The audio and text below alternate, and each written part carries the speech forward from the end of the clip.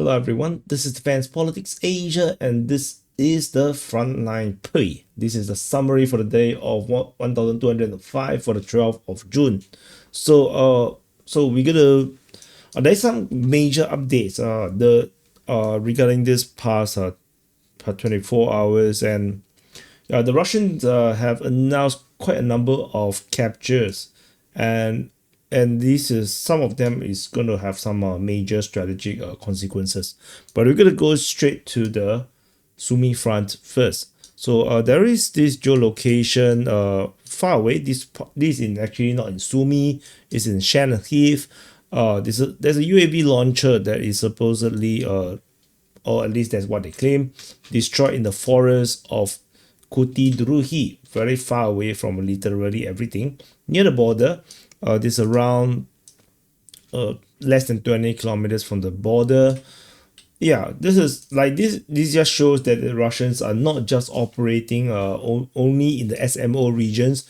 Basically, they are monitoring the entire of Ukraine as much as they could.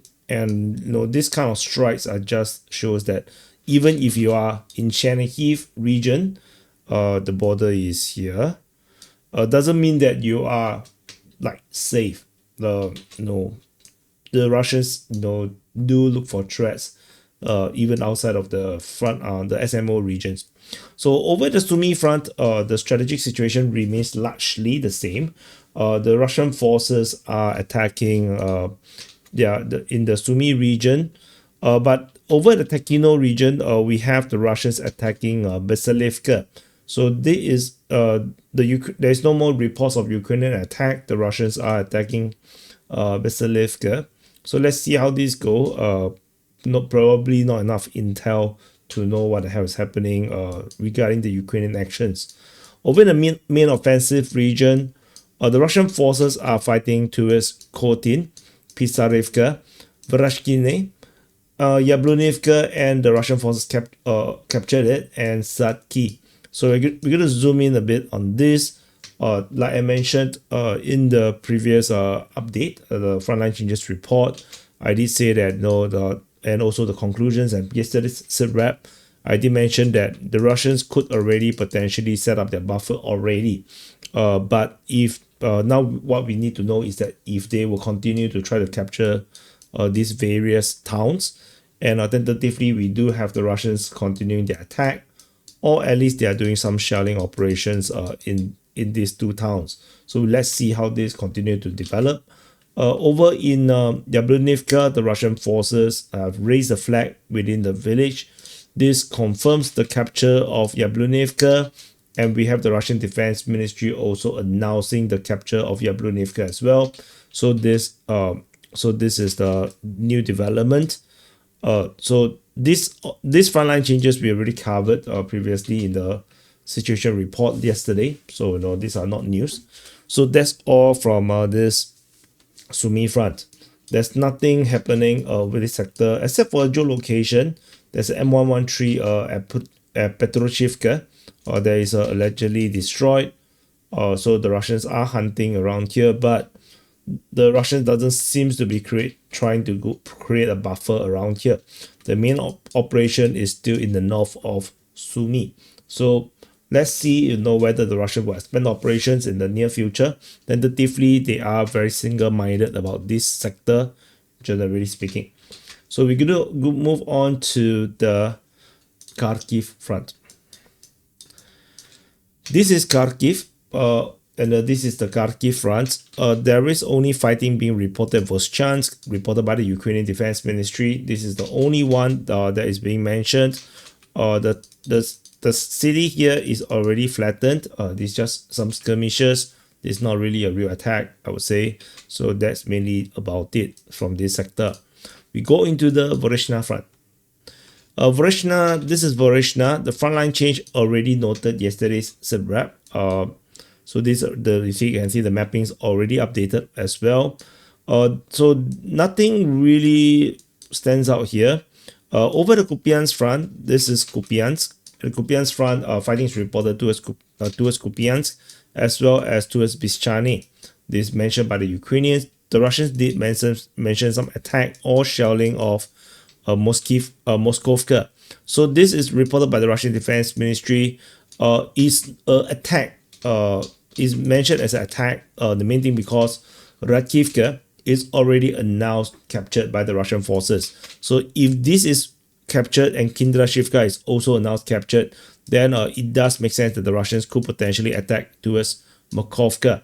So there is a geolocation of a Ukrainian position getting hit. The Russians attacking into Makovka is possible, but we do not have any intel or no mappings to confirm the Russians' presence in this sector to have such a mapping like this. So we don't have this, so we're not entirely sure if this is a real ground attack. So this, and if this is true, this should be a very big news, because this would mean that the Russian forces are flanking into the rear of Kupiansk, and this could potentially cause the fall of the city. But yeah, we don't have that, so we have to just take things with a pinch of salt. It's definitely not the reality for now. There's just no possibility. So we move on to the Borova front. This is Borova. This is the Borova front. Borova front, we continue to have this interesting report from the Ukrainian side talking about fighting at Novoplatonivka. So this is Novoplatonivka. They still mention about the Russians attacking in towards there. So that's a bit interesting. Fighting is reported in Nadia over here. So, but that's about it. So this Novoplatonivka is a bit like weird that the Ukrainians mentioned this twice. Did the Russians capture Bohoslavka, Novokryakivka already, causing the front line to become like this, allowing them to attack towards Platonivka? Is that what happened? We did have this geolocation though, that the Ukrainians seem to have captured grounds around Lozova. So this is a bit weird that Novoplatonivka is mentioned. So this is already mentioned in yesterday's SITREP, so I'm not going to rehash this. We move on to the Oskil front. This is Oskil. And then over this sector, the number of attacks being mentioned has dropped quite a bit. We have only mention of Novy Maya as well as Karapivka, but that's about it. It went pretty quiet in this sector. Over at the Liman front, we have fighting reported towards Shandri Holove, Yampolivka, Zarishne, Torske, and towards Yampil. So maybe the operations is now moving towards Liman front. They are now trying to push Liman instead of pushing the north towards Oskil. I wonder that's a possibility. But of course, this alone is also pretty it's pretty routine. There's nothing very special. The only one special is this one, Shandri Holove. This mentioned by the Ukrainian Defense Ministry. The last time this was mentioned was in March 5th, which was my birthday. So talking about birthday, happy birthday to you if your birthday today. And yeah, and we're gonna move on to the Siversk front. There's nothing much about that at Liman. So this is Siversk. I forgot to turn off my WhatsApp. My bad. So this Siversk, and at the Siversk front, fighting is reported at Serbianka, Verkhovno-Kanyamsky, as well as Fedorivka. So Fedorivka, of course, is always something to look out for because this is happening in the south and the front line there is a bit unclear. There's still fighting reported at Verkhovno-Kanyamsky. So no, that's interesting, but we do not know what's the latest update there. And yesterday we have confirmed that the Russians have captured Hrihorivka. The Ukrainians now mention about Serbianka instead of Hrihorivka. Might be a way to them tactically admit that they have lost Hrihorivka as the Russians now push towards Serbianka. So there is a possibility. So the previously Hrihorivka is mentioned up to the previous SITREP. Is mentioned by the Ukrainian Defense Ministry. So now the Ukrainians changed their wording to Serbianka, which is possibly why I say that this might be a tacit acknowledgement by the Ukrainian side that the Russians have taken Krychorivka. So that's what it is. We move on to the Bakhmut front. This is Bakhmut. At the Bakhmut front, in the northern flank, we have fighting reported towards Minkivka. So Minkivka is over here. So that's about it. It's important to note as well, Orikove Vasilivka is previously announced captured by the Russian forces on the 9th of February. So I mean, if this is true, then the Russians should have front lines looking like this. They could attack Minkivka directly from Orikovo Vasilivka, but no intel to prove that, so we do not know. And then Chasivya continued to be mentioned this time around by the Russian Defense Ministry. Nothing really, to talk about. Yeah, accidentally click stinky, stinky. So we move on to the Torex sector of the New York front. So this is Torex city. Fighting is reported towards Bilakhora. Fighting is reported at Dilievka, Klebambik, Torex, Shebenivka, Novospassky, and there's fighting reported at Romanivka, and this one is another place, Kalinovia. Alexandro Kalinove, but this is not part of the Torex sector. So generally, there's nothing new regarding the Torex sector. Pretty routine. Over in the rest of the front line, as mentioned just now, Romanivka, Alexandro Kalinove, fighting is reported at Yablunivka, Stepanivka, Rusinya, and Petrovsk. And I would say that this seems to be a renewed offensive. Like Rusinya have not been mentioned since the 6th of June. Stepanivka also was mentioned on the 11th, but previously also 6th of June. Petrovsk, it's a bit more consistent. So there seems to be some kind of a new renewed offensive northward from this Yablunivka region. So we shall wait and see how this continue to play out. So these are a bit of a newer ones. So let's see. We move on to the Pokrovsk front. This is This is Pokrovsk. This is Minokhrad. So over at the Minokhrad sector, this is a bit of an interesting one.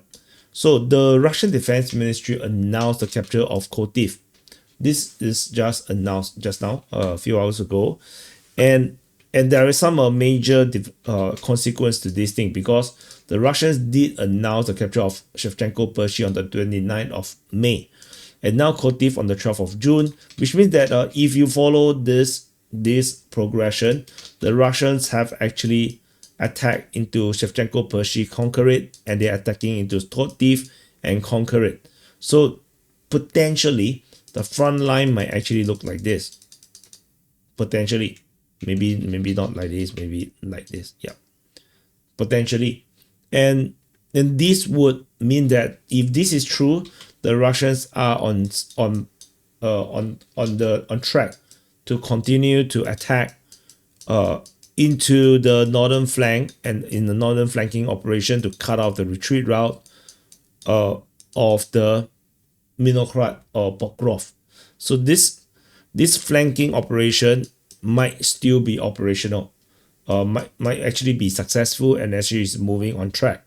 And Minokhrad is here, Pokrovsk is here. You can see that this northern flanking operation is kind of like on track, and so that's something to note of. It's interesting that we have nothing around here. So if the Ukrainian mapping decided to drop intel, or maybe there's some geolocation of Russian forces raising the flag, or over at Kotiv, then yeah, we might see some very big frontline change in this sector. So that will going to be more than 20 square kilometers by the look of it. So for the rest of the Minokhrad sector, so this is captured. Fighting is reported at Melanivka, Myrny, Yelizavetivka, Maryolubivka, Horodivka, Promin, and Minokhrad. And if you have followed DPA's SITREP every single day, you have noticed that there's a bit more arrows in this sector, which means that the Russians have kind of renewed their operations in this area here. But generally, I would say that This line here, you can kind of ignore because this is a very strong defense line. This is just a pinning operation. The main objective will still be the full conquest of Melanivka and Merne, and then closing down, closing this impossible salient, and then going for Mykolaiivka and Novo-Ekonomichny. So this should be the main operation, not this area south of Minograd. So that is the main thing. But the Russians seem to have more success in the other side. So this could also help out with the conquest of Novo-Ekonomichny as well as Mykolaiivka by swinging south and attack into the rear positions. So that is a possibility. So this could happen. So we shall see how this continue to develop over in the Pokrovsk front. Over the rest of the Pokrovsk front, so let's see, we covered this. So this is Pokrovsk. At the Pokrovsk front, we have a Pokrovsk sector of the Pokrovsk front. Fighting is reported towards Novopavlivka, towards Pokrovsk. So of course, no need to say this is a static line. Don't expect too much from here. Fighting is reported at Udashny, Novoserhievka, Novomykolaivka, Boravka, and towards Novopihorodne. So this area here seems to be starting to get a bit hot again as they moving westward from this western flank of the Pokrovsk front. There is a geolocation of Ukrainian troops getting hit over at Udashny, west of Udashny, and so the Russians are making this push. They are going for this line here. In the south of this position, the Russian forces are fighting at Horikove and Bodanivka. Otherwise, nothing particularly special about this now. And we move on to the KOMAR front. This is KOMAR, and this is the KOMAR front, and some major developments happening in KOMAR. But before we go there, we go to the Andreevka sector. So this sector is getting a bit terrible for the Ukrainians. So fighting is moving towards Zaporizhia. Fighting is at Behate and Oleksievka. The Ukrainians have this salient that they are trying to hold on to, which is a terrible place. There is geolocation of a Max Pro that is hit by FPV drone. So clearly the Ukrainians are really determined to try to hold a line here. They are really insane. Why are they defending undefendable place? I have no idea. This is like, I'm not sure who taught them this is how you fight war. But of course, what do I know? I'm not a general. My highest rank is only first sergeant. So I'm just a sergeant. I'm just an NCO. What do I know? What do I know? So so over in this KOMAR, the central flank, so the Ukrainian, how to say, the Ukrainian Defense Ministry mentioned a number of weird places. They mentioned, in this report you can see, they mentioned Novi KOMAR, Skutne, Skutne, so Novi KOMAR, Skutne, and Dnipro and here. All the three settlements here are already firmly captured by the Russian forces. The Ukrainians suddenly talk about all these three places, and this is very, very unusual. Usually when the Ukrainians does this, from my experience of covering the war, when they do this kind of thing, of mentioning a number of places that is already captured, the next moment they lose a lot of grounds. Or they are trying to cover up for the fact that they are losing a lot of grounds. This is something that they usually do. It's very, very unusual. But usually they will do that when they're losing something very big, and then suddenly they just mention some random towns that is already lost to the Russians. So this is a bit weird, and we do have a bit of a corroboration to this possibility because KOMAR is likely to have fallen entirely to the Russians.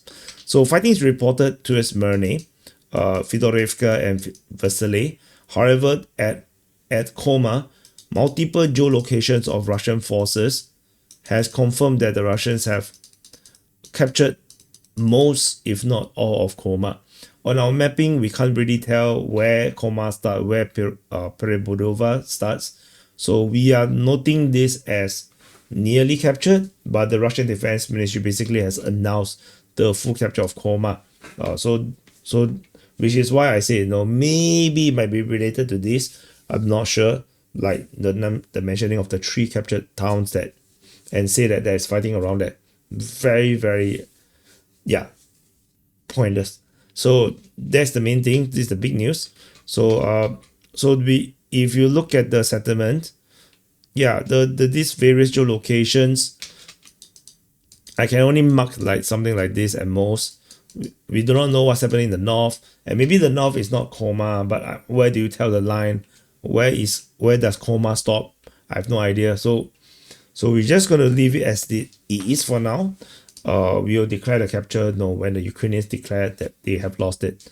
So in the north of Perepodova, there is FPV drone strike on Ukrainian armored vehicle. So Ukrainians definitely is trying to resist, but they're losing ground. So that's what it is. In the southern flank of the KOMAR front, fighting is reported at Shevchenko, Vinnypole, and Novosilka. This on its own, nothing particularly special. So that's about it from this KOMAR front. We move on to the Zaporizhzhia front. So just before I continue, remember to press the like button and subscribe. The on DPA War channel, one of the viewers told me that he has been unsubscribed quietly by YouTube on the DPA War channel twice in 3 months. So I did screenshot the comment and put it on Telegram and Twitter. So check your subscription. Make sure that you're not unsubscribed. The YouTube sniper is very insidious. So protect yourself, and if you are unsubscribed, put in the comments. Let us know. And over the Zaporizhzhia front, fighting is reported at Melanivka, Huaypole, Novoandreevka, and towards Palivka. So pretty quiet along this Orikhiv and the Kremsky sector. So but at the Huaypole sector, there's some developments. Over in Melanivka, the Russian forces, this is Melanivka, Huaypole is here, and Melanivka, the Russian forces is now confirmed to have entered into Melanivka. So Russian forces, according to the Ukrainian mapping, this is by Deep State UA, Russian forces have entered into the south of Melanivka. So the Ukrainians are now trying to defend the town, but I got a feeling that they are not going to do it very well. The Russian advance here is 1 kilometer, which means that there is resistance by the Ukrainians, but is woefully not enough. The Russians have advanced 1 kilometer. I'm expecting more frontline changes for Melanivka in the near future, as the Russians now have a foothold into Melanivka. So let's see how this continues to develop, and we move on to the last front line, the Kherson front. And the Kherson front is a bit weird. We suddenly, for many days already, the Russians have minimal shelling reported over at the Kherson front. But yesterday's SITREP is a bit unusual. They mentioned quite a number of towns that is getting shelled. So we have Dushane, Vimivka, and then over here in the central region we have Tyakhinka, Potyantivka, and Antonivka. 5 different places. Usually nowadays they only say 2, so this is a bit weird.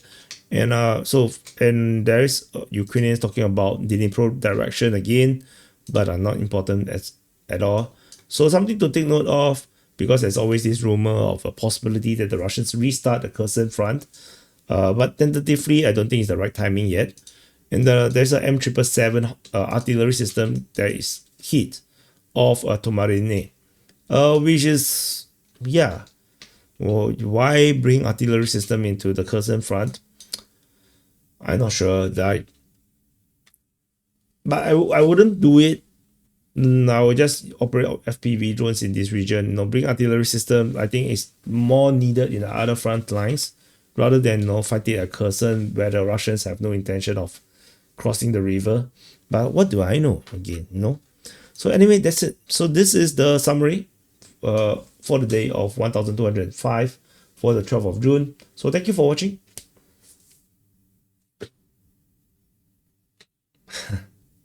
Yeah, subscribe, press the like button, share to people that you may think that will be interested, and I'll see you guys in the next update.